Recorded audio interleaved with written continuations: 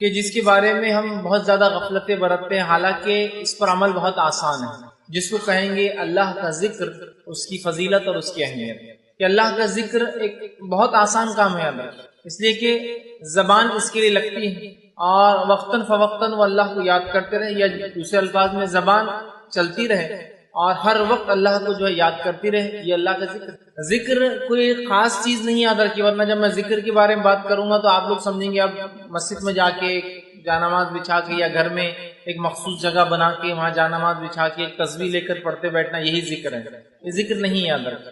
ذکر کے لیے آپ کو نہ کوئی مجلس کی ضرورت ہے، نہ کوئی محفل کی ضرورت ہے، نہ آپ اکیلے ہیں یا لوگوں کے ساتھ ہیں، آپ بازار میں ہیں یا گھر پر ہیں، شہر میں ہے یا جو ہے سفر کے اندر ہے، آپ زمین پر ہے یا آسمان میں ہے، مطلب ہوا میں ہے یا سمندر میں ہے، کہیں بھی انسان ہو اللہ کا ذکر وہ کر سکتا ہے۔ اور چھوٹے چھوٹے جملے ہوتے ہیں، چھوٹی چھوٹی دعائیں ہوتی ہیں، چھوٹے چھوٹے اذکار ہوتے ہیں، بس یہ کر لیں اللہ کا ذکر یاد رکھیں۔ تو خاص اس کے لیے آپ کو مجلس اور محفل نہیں سجانا ہے، یاد رکھیں آپ جہاں بھی ہوں، جس حالت میں بھی ہوں، جیسے بھی ہو، بس اللہ کو یاد کرتے رہے آپ، ٹھیک؟ ان الفاظ سے، ان جملوں سے، ان کلمات سے، جن الفاظ سے، جن جملوں سے، جن کلمات سے نبی اکرم صلی اللہ علیہ وسلم اللہ کو یاد کیا، اور اگر وہ بھی نہیں آتے تو کم از کم جو ہے اپنی زبان میں اللہ کو یاد کرتے رہے، اس کا شکر ادا کرتے رہے، ہے نا۔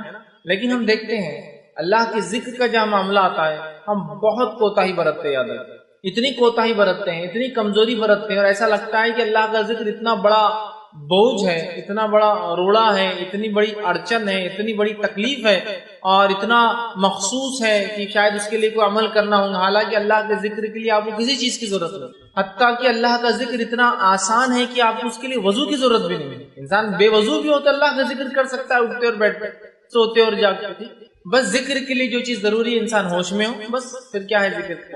اور یہ دیکھا گیا کہ جو لوگ ذکر کو کثرت سے کرتے ہیں اللہ کے، وہ جب بے ہوش بھی ہو جاتے تو اللہ کا ذکر کرتے رہتے ہیں۔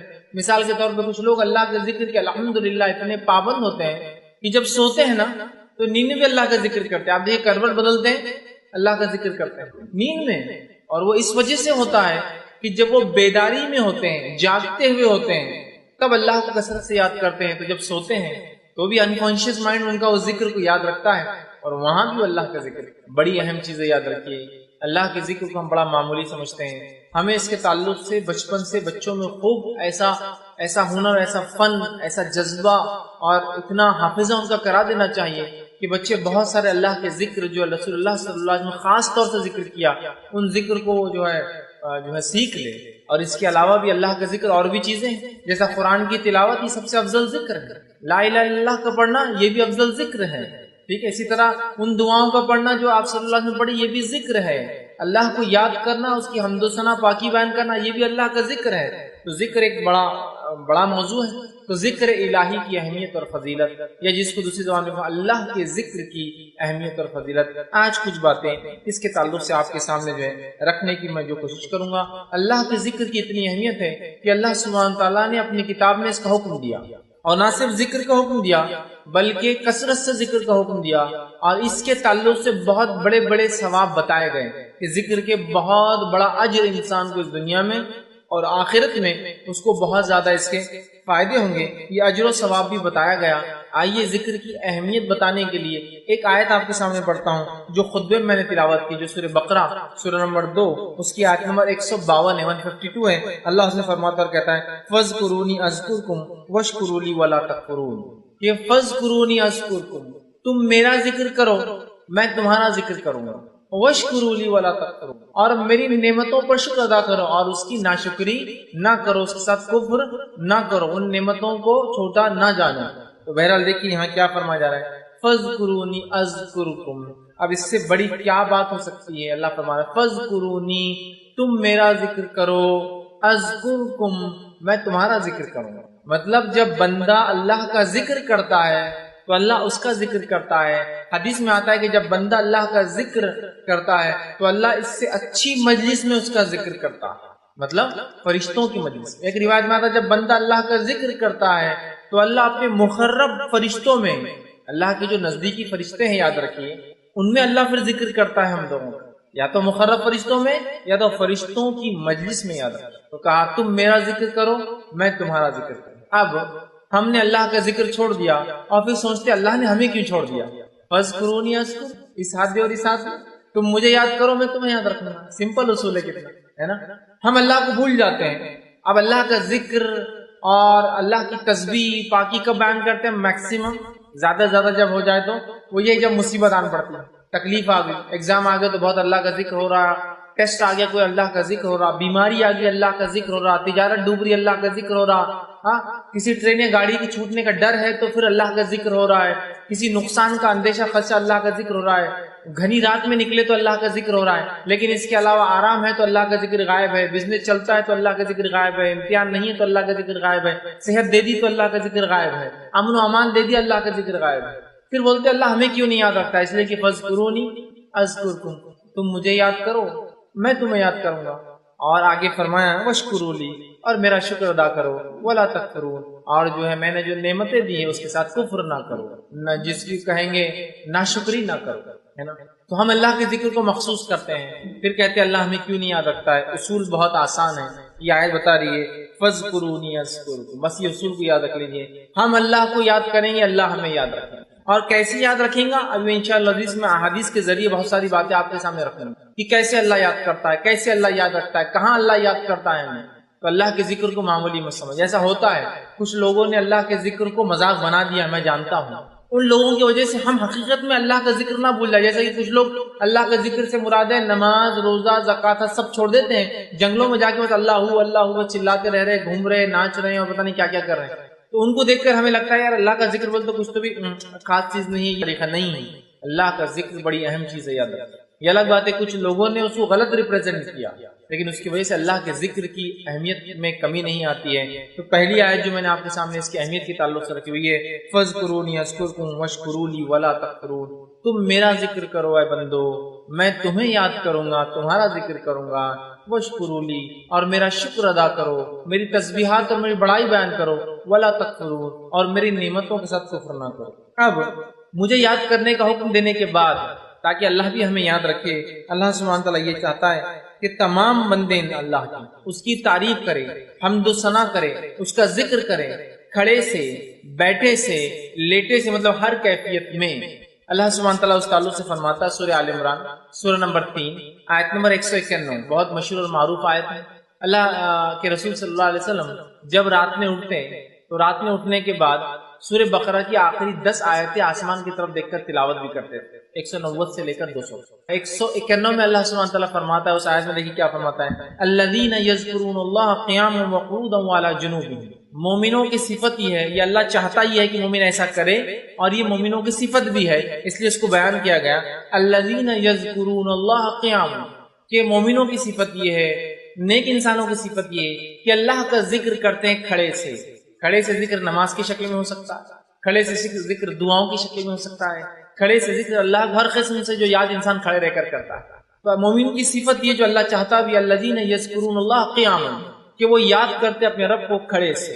پھر فرمایا قیاما وقعودا، اور جب وہ بیٹھے ہوئے ہوتے ہیں تب بھی جو ہے مومن اللہ کو یاد کرتا ہے. پھر فرمایا وعلی جنوبہم، اور جب اپنے پہلوؤں پر لیٹ جاتے ہیں، سیدھے یا بائیں جانب لیٹ جاتے ہیں، تو اللہ دیکھیے کیا بات فرما رہا ہے کہ مومن کی صفت یہ ہے جو اللہ چاہتا بھی ایسا ہو کہ وہ کھڑے سے ذکر کرتا ہے، بیٹھ کر ذکر کرتا ہے، اور لیٹے لیٹے اللہ کا ذکر کرتا ہے. اب یہ 3 کیفیت کے علاوہ چوتھی کیفیت کیا ہے بتائیے انسان کی زندگی میں؟ یا تو کھڑا ہوتا ہے، یا تو آپ لوگ جیسا میں کھڑا ہوں آپ لوگ بیٹھے ہیں درسن سے، یا تو کوئی لیٹا ہے جو بیمار انسان ہوگا. ٹھیک، یہی ہوں گی 3 کیفیت، یا جو معذور ہوگا وہ لیٹ جائیں گے. یہ 3 کیفیت میں انسان رہتا ہے، فزیکل اس کا پوسچر جس کو کہیں گے. ان میں بھی مومن اللہ کو یاد کرتے ہیں. کھڑے سے نماز میں ہو سکتا ہے، کھڑے سے ہر جگہ جہاں آپ کھڑے اور خالی ہے وہ بھی مانا ہو سکتا ہے کہ میں کھڑا ہوں انتظار کر رہا ہوں اللہ کا ذکر چالو ہے، میں جو ہے بیٹھا ہوں انتظار کر رہا ہوں اللہ کا ذکر چالو ہے. بیٹھنے میں یہ بھی مراد ہے کہ نماز کھڑے رہ کے نہ پڑھ سکے تو بیٹھ کر پڑھتے ہیں، یا بیٹھ کر تلاوت قرآن آپ کریں تو بیٹھ کر اللہ کا ذکر ہوا، کسی کے انتظار میں اللہ کا ذکر ہوا. ٹھیک ہے، لیٹ کر مطلب بیمار ہے، چل نہیں سکتے، لیٹے ہوئے، یا پھر اچھی صحت ہے لیکن اب سونے کا وقت ہے تب بھی اللہ کا ذکر کرتے ہیں، یہ مانا.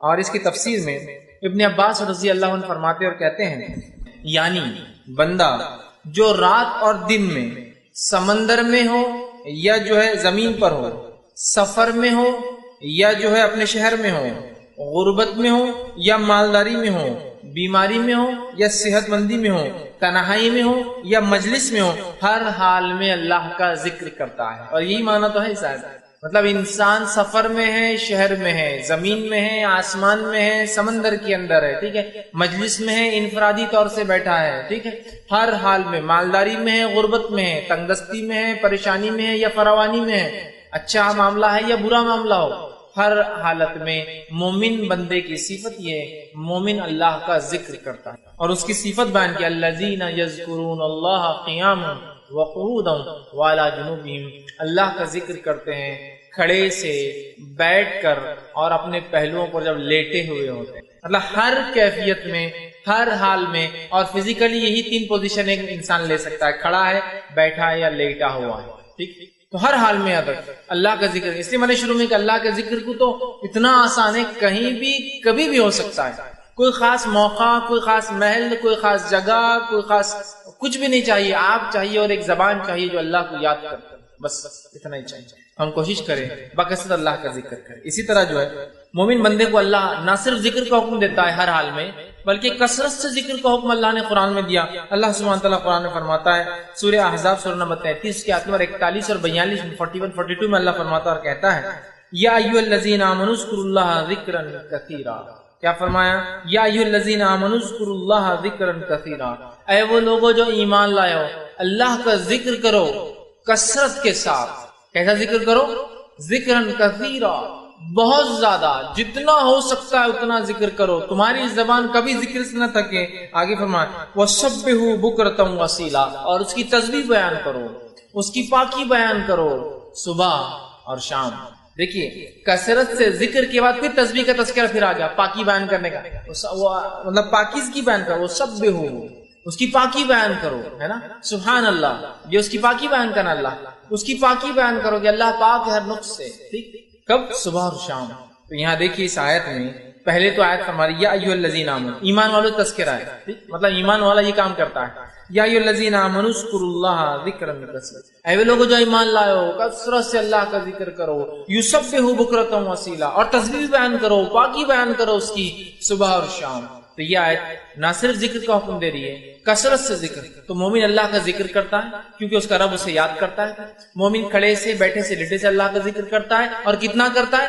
کثرت سے کرتا ہے، کثرت سے. اور اس کی پاکی بیان کرتا ہے، سبحان اللہ، مطلب اس کی پاکی بیان کرتا ہے، اللہ پاک ہے، اس کی حمد و ثنا کرتا ہے نا. تو کثرت سے اللہ چاہتا ہے مومن بندہ اللہ کا جو ہے ذکر کرے. اسی طرح جو ہے اللہ رب العزت ایک دوسرے مقام پہ سورہ آل عمران سورہ نمبر 3 اس کے 41 میں فرماتا اور کہتا ہے، وَاذْكُرْ رَبَّكَ كَثِيرًا وَسَبِّحْ بِالْعَشِيِّ وَالْإِبْكَارِ.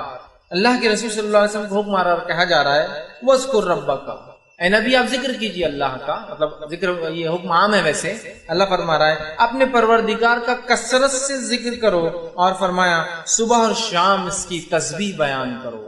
کثرت سے ذکر کرو اور صبح اور شام اس کی تسبیح مطلب پاکی بیان کرو. سمجھ رہے آپ؟